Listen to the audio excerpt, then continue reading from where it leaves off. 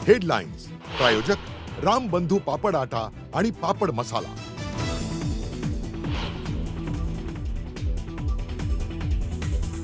भोंदू खरातनं 5 नरबळी दिल्याचा संशय, पिस्तुलाच्या माध्यमातून नरबळी दिल्याचा संशय। सरकारी वकिलांचा कोर्टात युक्तिवाद, तर सापाबद्दल माहिती नसल्याचं खरातचं कोर्टात उत्तर।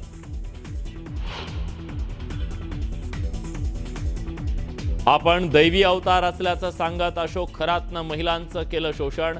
ज्या ज्या व्यक्तीच्या विरोधात पुरावे मिळतील त्यांच्या विरोधात कारवाई केली जाणार। मुख्यमंत्र्यांनी वाचला खरातच्या क्रूर कारनाम्यांचा पाढा। भोंदू अशोक खरातला 5 दिवसांची पोलीस कोठडी। 29 मार्चपर्यंत कोर्टानं सुनावली शिक्षा। नाशिक कोर्टाच्या बाहेर संतप्त नागरिकांकडून अशोक खरातवर हल्ल्याचा प्रयत्न। लोकसभा निवडणुकांशी संबंधित धक्कादायक माहिती समोर। उत्तर महाराष्ट्रातील एक महिला नेत्या खरातकडे तोटका करण्यासाठी गेल्याची माहिती। एसआयटीच्या हाती सीसीटीव्ही फुटेज लागल्याची सूत्रांची माहिती।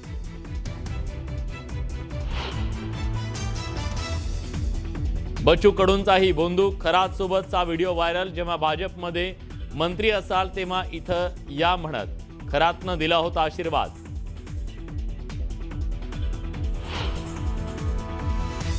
आमदार रोहित पवारांच्या प्रयत्नांना अखेर मोठं यश। अजित पवारांच्या अपघाताप्रकरणी गुन्हा दाखल।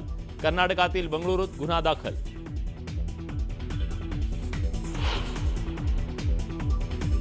फडणवीसांकडून उद्धव ठाकरेंवर कौतुकाचा वर्षाव। पुढच्या वेळी सभागृहात जास्त कोट्या ऐकायला मिळाव्यात म्हणत दिल्या परत येण्याच्या शुभेच्छा।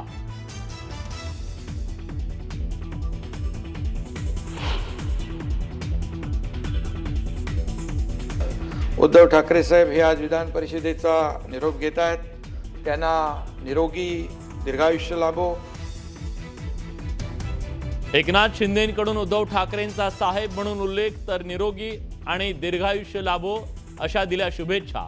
निरोप समारंभाच्या वेळी साहेब असा उल्लेख केल्यानं राजकीय वर्तुळात चर्चा। सातारा पोलीस अधीक्षक तुषार दोशींवर मृत अश्विनी बिद्रेंच्या पतीकडून गंभीर आरोप।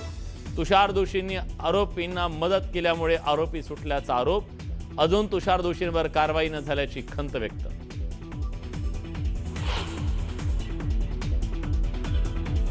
मुलुंडमध्ये 3 जणांवर जीवघेणा हल्ला। हल्ल्याची घटना सीसीटीव्हीत कैद। हल्लेखोर पोलिसांच्या ताब्यात।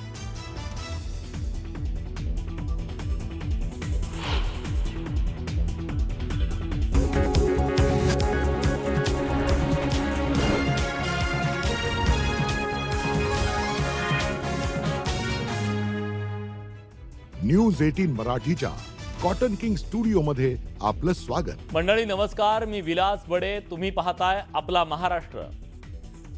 गेल्या काही दिवसापासून सातत्यानं गाजत असलेल्या भोंदू अशोक खरातच्या अत्याचाराची एक एक कहाणी एका पीडितेच्या तोंडून आता बाहेर येऊ लागली आहे।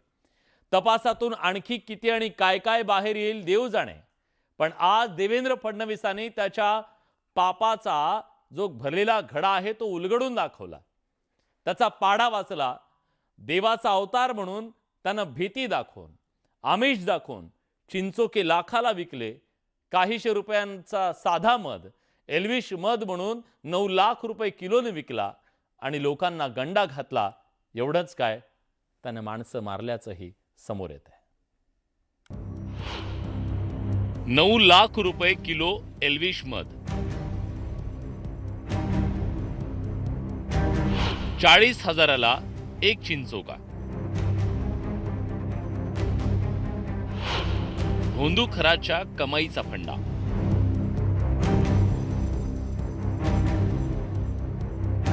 विकृत अशोक खरातच्या भोंदूगिरीचा आणखी एक कारनामा समोर आलाय।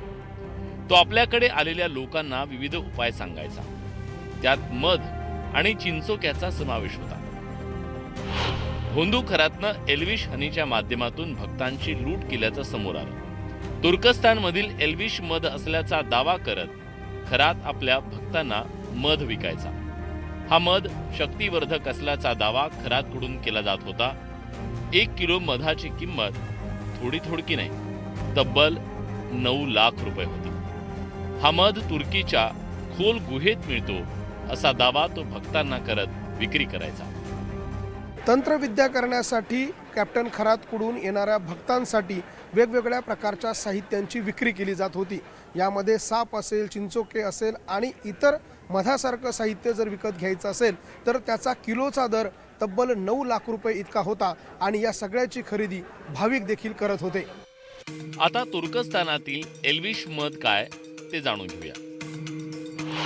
एल्विश मध हा 1800 मीटर खोल गुहेत सापडतो.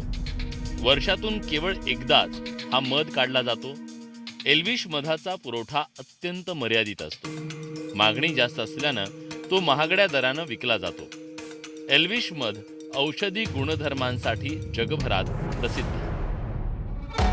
अशोक खरातनं केवळ मधाच्या माध्यमातून फसवणूक केली नाही तर बाजारात सहज उपलब्ध असलेल्या चिंचोक्यांचा आणि बनावट खड्यांच्या माध्यमातून लोकांना लुटलं.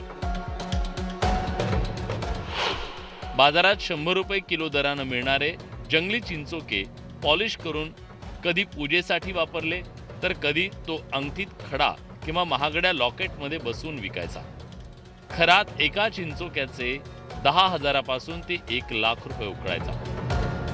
त्याचसोबत पूजेसाठी दिले जाणारे खडेही बनावट असल्याची माहिती आता समोर आली आहे. नाशिकच्या सिन्नरच्या मिरगावमधील ईशानेश्वर मंदिरातील एका विशिष्ट खोलीत सर्पपूजेच्या नावाखाली खरातनं लोकांकडून लाखो रुपये उकळले. या खोलीत तंत्रमंत्र सुरू असताना तिथं अचानक एक 20 फुटी नाग प्रकट व्हायचा. तर तो रिमोटवर चालणारा नाग होता. खरात रिमोटद्वारे तो नाग ऑपरेट करायचा. हे पाहून पूजेसाठी बसलेल्या अनुयायांना भीती आणि आश्चर्य वाटायचं आणि भोंदू खरात हा खराखुरा चमत्कार करणारा असल्याची खात्री त्यांना पटायची.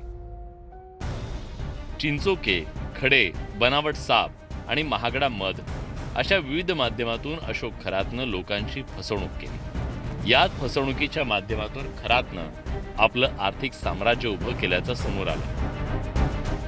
Bureau report, news 18 Marathi. भोंदूगिरी आणि शेकडो महिलांचं लैंगिक शोषणाचे आरोप असलेल्या अशोक खरातचा खुनी चेहरा समोर आलाय. अशोक खरातनं 5 नरबळी दिल्याचा संशय सरकारी वकिलांनी व्यक्त केल्यानं एकच खळबळ उडाली. अशोक खरातला आज कोर्टासमोर हजर करण्यात आलं. यावेळी सरकारी वकिलांनी केलेल्या युक्तिवादातून ही खळबळजनक माहिती समोर आली. खरातच्या घरी आणि ऑफिसमध्ये केलेल्या झाडाझडतीत काळ्या रंगाचे रिव्हॉल्वर सापडले.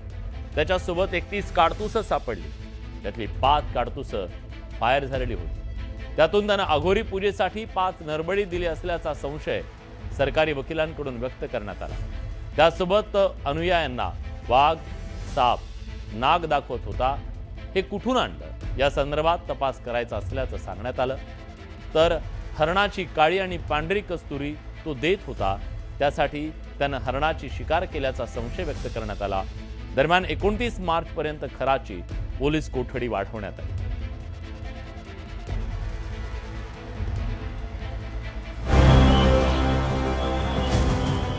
भोंदू अशोक खरातच्या विरोधात प्रचंड संताप असल्यानं नाशिकच्या कोर्ट परिसरात दुपारी 12 वाजल्यापासूनच गर्दी जमायला सुरुवात झाली होती.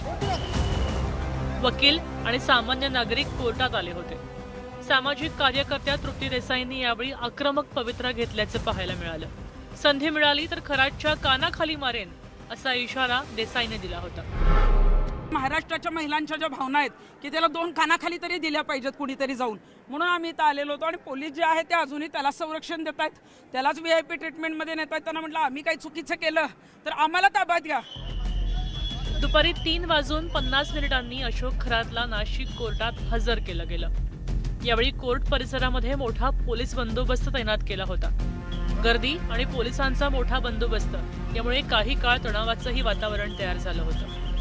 तर सुनावणीच्या वेळी सरकारी वकिलांनी केलेल्या दाव्यांमुळे मोठी खळबळ झाली. अशोक खरातनं तब्बल 5 नरबळी दिल्याचा दावा सरकारी वकिलांनी केला. झडतीच्या वेळी खरातच्या घरातनं एक पिस्तूल जप्तही केलं गेलं. त्याच पिस्तुलाचा वापर करून नरबळी दिल्याचा संशय पोलिसांनी आता व्यक्त केलाय. तपासामध्ये आणखी धक्कादायक माहिती समोर आली आहे. खरातकडनं जप्त केलेल्या पेन ड्राईव्हमध्ये तब्बल 100 व्हिडिओ सापडलेत. आणि त्यात महिलांवरच्या अत्याचाराचे प्रकार आहेत असा दावा सरकारी वकिलांनी केलाय. ज्याला आपण लैंगिक अपराध म्हणतो तसे देखील आहेत आणि ह्याशिवाय देखील अनेक स्वरूपाचे गुन्हे आहेत जे आज उघड होऊ शकलेले नाहीत. तर ह्या सगळ्यांचा तपास करण्याकरता पुन्हा 7 दिवसाची पोलीस कस्टडी आरोपीला द्यावीत असं माझं एकंदरीत म्हणणं होतं. कारण जर 7 दिवसाची पोलीस कस्टडी जर वाढून दिली नाही तर त्याचा विपरीत परिणाम तपासावर होईल. कोर्टात सुनावणीच्या वेळी काय घडलं ते आता पाहूया. खरातनं 5 नरबळी दिल्याचे पुरावे देत त्याबाबतचा संशय व्यक्त केला. आरोपी स्वतःला सिद्ध पुरुष असल्याचं सांगायचं. खरातकडे काळ्या रंगाचे रिव्हॉल्वर, 31